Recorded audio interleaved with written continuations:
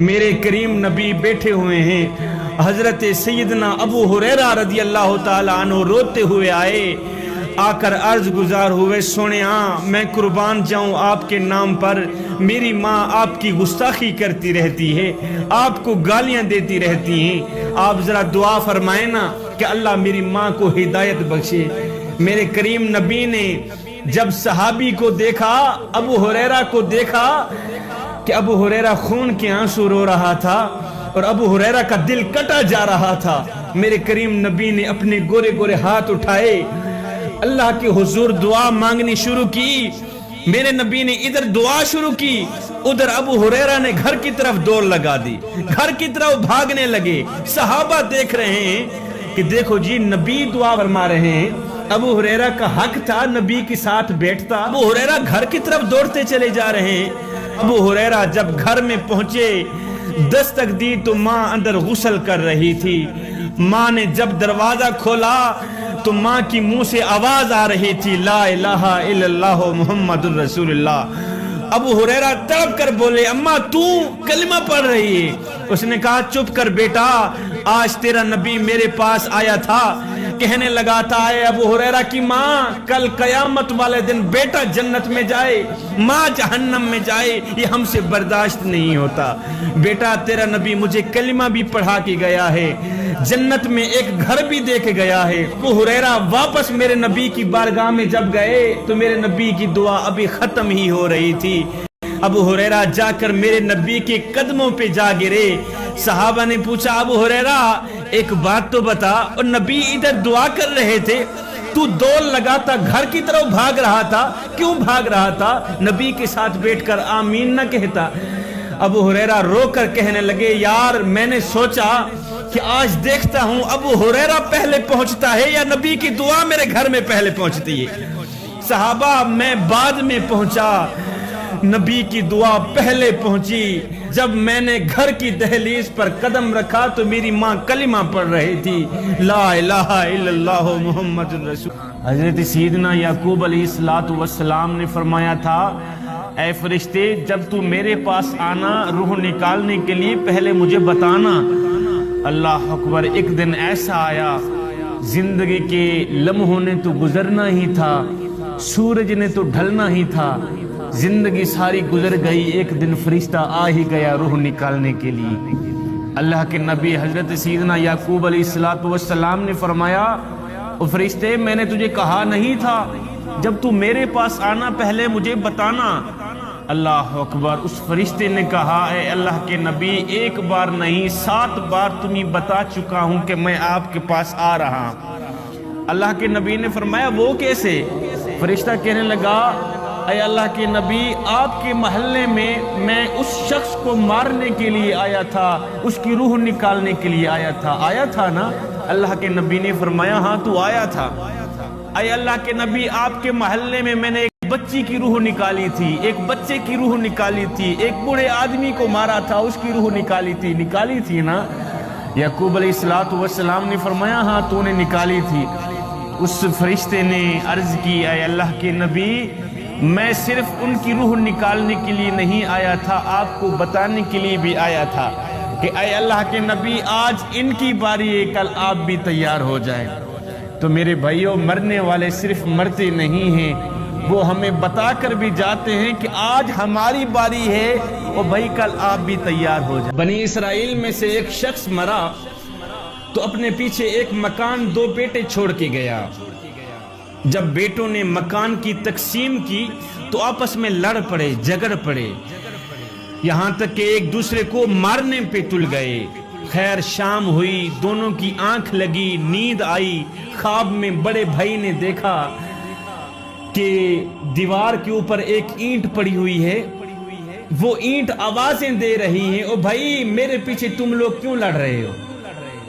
اینٹ کہہ رہی ہے بڑے بھائی کو، بھائی میرے پیچھے تم لوگ کیوں لڑ رہے ہو؟ اور میری کہانی تو پہلے سنو، میں ایک وقت کا بہت بڑا بادشاہ تھا، میرے وزیر تھے، نوکر تھے، ملازم تھے، بہت بڑا بادشاہ تھا، دنیا میں میرا نام تھا۔ ایک دن موت کا فرشتہ آیا، اس نے میری روح نکالی، لوگوں نے مجھے اٹھایا، قبرستان میں جا سلایا، ہے میرا موٹا تازہ بدن مٹی کا رزق بن گیا، میری ہڈیاں بھی گل گئیں، 500 سال میں قبر میں رہا۔ اس کے بعد ایک سیلاب آیا، سیلاب نے قبرستان کو میدان بنا دیا۔ ایک بندے کو مٹی کی ضرورت پڑی، وہ آیا، اس نے مٹی اٹھائی، اسی مٹی میں میں بھی موجود تھا، وہ مجھے اپنے گھر میں لے کے گیا، اس نے اس مٹی کی اینٹیں بنائیں، اللہ اکبر، پھر میری اینٹ بنی۔ آپ کا ابو گیا تھا، وہ مجھے خرید کے آیا تھا، آج میں آپ کے مکان کی زینت بنا ہوا ہوں۔ تو بھائیو میرے پیچھے مت لڑو اور میرے پیچھے مت جھگڑو، ایک دن آنے والا ہے جس طرح میرا حشر ہوا ہے اسی طرح تمہارا حشر بھی ہونے والا ہے۔ فرشتہ آنے والا ہے، تمہاری روح نکال کے لے جائے گا، لوگ تمہیں قبر میں جا سلائیں گے، تمہارا موٹا تازہ بدن مٹی کا رزق بن جائے گا اور تمہاری ہڈیاں بھی گل جائیں گی، پھر لوگ تمہیں جائیں گے مٹی بنا کے اٹھا کے گھر آئیں گے، اینٹیں بنائیں گے، تم بھی کسی کے مکان کی زینت جا کے بنو گی۔ بادشاہ علاقے فتح کرتا کرتا ایک بستی کے قریب جا پہنچا، وہاں ایک قبرستان تھا، تو بادشاہ نے دیکھا کہ ہر قبر کے اوپر ایک پتھر پڑا ہوا ہے، پتھر کے اوپر قبر والے کا نام بھی لکھا ہوا ہے، قبر والے کی عمر بھی لکھی ہوئی۔ بادشاہ پڑھ کر حیران رہ گیا کہ کسی کی عمر 2 سال لکھی ہوئی ہے، کسی کی عمر 3 سال لکھی ہوئی ہے، 4 سال 8 سال 10 سال سے اوپر کسی کی عمر نہیں لکھی ہوئی، 10 سال سے اوپر کسی کی زندگی نہیں لکھی ہوئی۔ اللہ اکبر۔ بادشاہ ساتھ میں بستی تھی، بستی کے اندر گیا، بادشاہ نے پوچھا میاں یہ جو قبرستان ہے یہ بچوں کا قبرستان ہے؟ انہوں نے کہا نہیں بادشاہ، ہم تو بڑے بھی یہاں دفن کرتے ہیں۔ اس نے کہا پھر یہ کیا، کسی کی عمر 1 سال لکھی ہوئی ہے، کسی کی عمر 2 سال 4 سال 8 سال 10 سال سے اوپر کسی کی عمر نہیں لکھی ہوئی، 10 سال سے اوپر کسی کی زندگی نہیں لکھی ہوئی، میں تو کہتا ہوں یہ بچوں کا قبرستان ہے، تم کہتے ہو ہم بڑے بھی یہاں دفن کرتے ہیں۔ انہوں نے کہا بادشاہ ہمارے بڑوں نے ہمیں ایک سبق دیا تھا، ہم نے وہ سبق یاد رکھا ہوا ہے، بھولے نہیں۔ بادشاہ نے کہا وہ کون سا سبق ہے؟ انہوں نے کہا سبق یہ ہے کہ ہمارے بڑوں نے ہمیں کہا تھا بیٹا زندگی وہی ہے جو مالک کی چوکھٹ پہ گزر جائے، زندگی وہی ہے جو مالک کی دہلیز پہ گزر جائے۔ جنہوں نے جتنی زندگی مالک کی چوکھٹ پر گزاری تھی ہم نے بس اتنی ہی لکھی ہے، کسی نے 1 سال گزارا تھا، کسی نے 2 سال 4 سال 8 سال 10 سال مالک کی دہلیز پر گزارے تھے، ہم نے صرف وہی زندگی لکھی ہے۔ اے بندے زندگی وہی ہے جو مالک کی چوکھٹ پہ گزر جائے، مالک کی دہلیز سے ہٹ کر گزرنے والی زندگی وہ زندگی نہیں ہے، وہ تو قیامت والے دن شرمندگی ہی شرمندگی۔ حضرت سیدنا موسیٰ علیہ السلام کا زمانہ تھا، ایک نوجوان 20 سال رب کی نافرمانی کرتا رہا۔ ایک دن میرے اللہ رب العالمین نے حضرت سیدنا موسیٰ علیہ السلام کو فرمایا موسیٰ جا کر میرے اس گنہگار بندے سے کہہ دو کہ ہم اس سے ناراض ہیں، ہم اس سے ناراض ہیں کہ اے نادان 20 سال ہو گئے ہیں مجھے ناراض کرتے ہوئے، 20 سال کا عرصہ گزر گیا ہے میری نافرمانی کرتے ہوئے، اب تو تجھے شرم آنی چاہیے۔ نوجوان نے یہ بات سنی تو دھاڑے مار کر رونے لگا، چلا گیا میدان میں، ایک جنگل میں چلا گیا، ایک درخت تھا اس کے نیچے جا کر بیٹھا، اس نے روتے ہوئے دونوں ہاتھ بلند کیے اور روتا ہوا اس کا سر آسمان کی طرف دیکھنے لگا۔ اللہ اکبر، رو رو کر عرض کرنے لگا یا مولا مجھے 2 باتوں میں سے ایک بات بتا دے، مجھے 2 باتوں میں سے ایک بات بتا دے۔ اچھا کون سی بات ہے؟ کہنے لگا یا مولا میں گنہگار صحیح، بدکار صحیح، خطاکار صحیح، سیاکار صحیح، لیکن مولا مجھے معلوم نہ تھا کہ میرے گناہ تیری رحمت سے بھی بڑھ جائیں گے۔ یا مولا مجھے معلوم نہیں تھا کہ میرے گناہ جو ہیں تیری رحمت سے بھی بڑھ جائیں گے، میں تو یہ سمجھتا رہا کہ تیری رحمت زیادہ ہے میرے گناہ کم ہے۔ یا مولا کہیں ایسا تو نہیں ہو گیا کہ تیری رحمت کم ہو گئی ہو اور میرے گناہ زیادہ ہو گئے ہوں، کہیں ایسا تو نہیں ہوا؟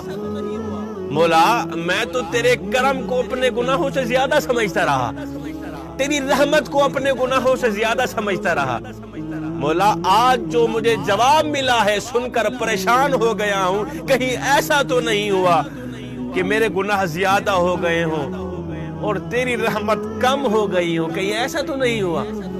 ادھر سچے دل سے یہ بات نکلی، ادھر رب کی رحمت کو جوش آ گیا۔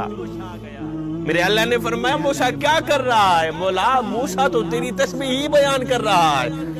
میرے اللہ نے فرمایا موسیٰ جا میرے اس گنہگار بندے کو جا کر کہہ دو، اور میرے گنہگار بندے اور میری رحمت کا سہارا لینے والے، تو مردود نہیں نکلا بلکہ تو میرا محبوب نکلا ہے۔